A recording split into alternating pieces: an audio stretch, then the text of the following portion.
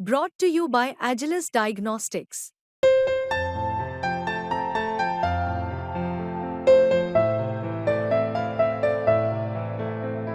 Agilus Diagnostics.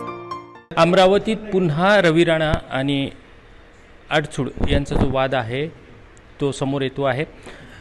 रवी राणांनी आरोप केला की अडसूळ साहेब जे आहेत ते राज्यपाल पदासाठी भाजपला आणि अमित शहांना ब्लॅकमेल करतात. या संपूर्ण संदर्भात बोलायला आपल्यासोबत आहेत अभिजित अडसूळ सर.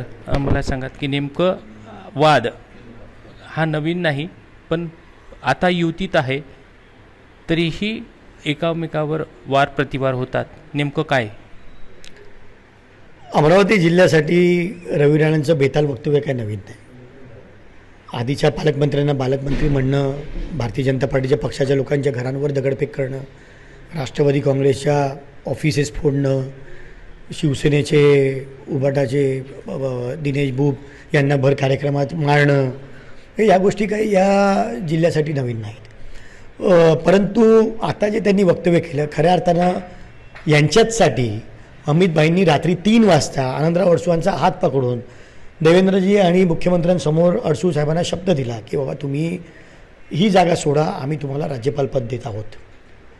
आणि खऱ्या अर्थानं हे फक्त खासदारकी नव्हती.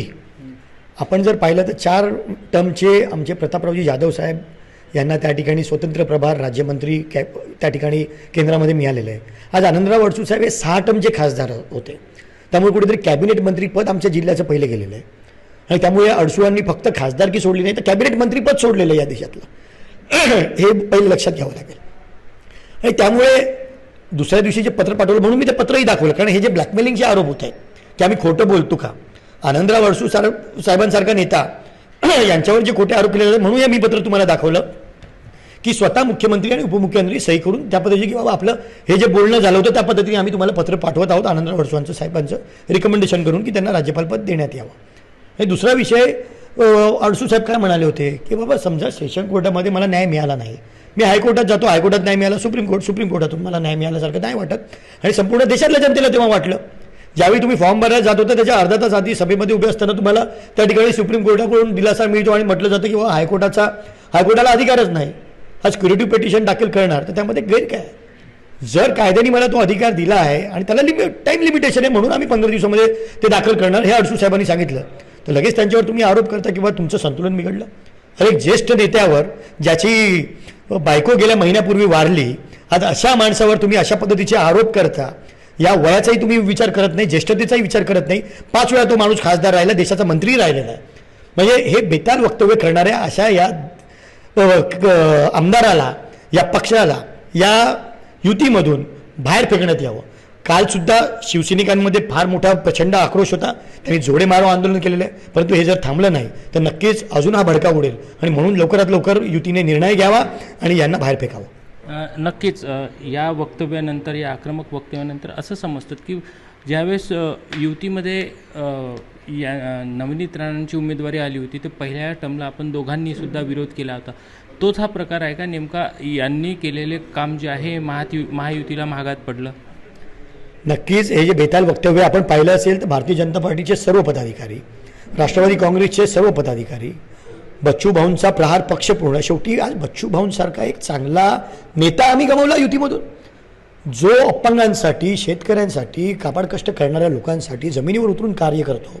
आज त्याचा नेता, त्यांचे 2 आमदार आज आम्ही कुठेतरी ह्या माणसामुळे गमावले. त्याच कुठेतरी त्यांना विरोधात उमेदवार द्यावा लागला. आता तरी कुठेतरी युतीमध्ये विचार व्हावा. नाहीतर जी परिस्थिती या लोकसभेमध्ये यांना निर्णय दिल्यामुळे मी तेव्हाही सांगितलं होतं की अशा पद्धतीचा निर्णय जर दिला गेला, यांना जर तिकीट दिलं गेलं तर त्याचा प्रभाव हा फक्त अमरावतीमध्ये पडणार नाही तर संपूर्ण राज्यामध्ये आणि देशामध्ये पडेल. आणि आपण पाहिलं भारतीय जनता पार्टीला या राज्यात आणि देशामध्ये भरपूर जागा गमवाव्या लागला. आणि त्यामध्ये सगळ्यात मोठा हात मी तर म्हणेन रवी राणांचा होता. आणि म्हणून आता तरी आपण जागा झालं पाहिजे आणि महायुती म्हणून विचार केला पाहिजे. असे हे बेताल वक्तव्य करणारे, अशा पद्धतीचं काम करणाऱ्या या पक्षांना आपण बरोबर ठेवायचं की नाही, हा नक्की जरी विचार केला गेला नाही तर पुन्हा एकदा फटका या येणाऱ्या विधानसभेमध्ये पडेल. या संदर्भात काही मुख्यमंत्र्यांशी किंवा उपमुख्यमंत्री देवेंद्र फडणवीस, अजित पवारांशी बोलणं होणार आहे? नक्कीच यावर आम्ही चर्चा करणार आहोत, त्यांना सांगणार आहोत आणि मला वाटतं नक्कीच ते सुद्धा याची दखल घेतील. जर अडसूळ साहेबांसारख्या ज्येष्ठ नेता जो 5 वेळा खासदार राहिला, केंद्रीय मंत्री राहिला आहे, ज्यांनी शिवसेनेच्या जडणघडणीत माननीय बाळासाहेबांसोबत काम केलं आहे, अशा नेत्यावर जर असं वक्तव्य होणार असेल तर नक्कीच वरच्या नेत्यांनी स्वतःहून कार्यवाही करावी असं मला वाटतं. एकंदरीतच अभिजित अडसूळांचं स्पष्ट म्हणणं आहे की जे लोकसभेत झालं ते विधानसभेत व्हायला नको.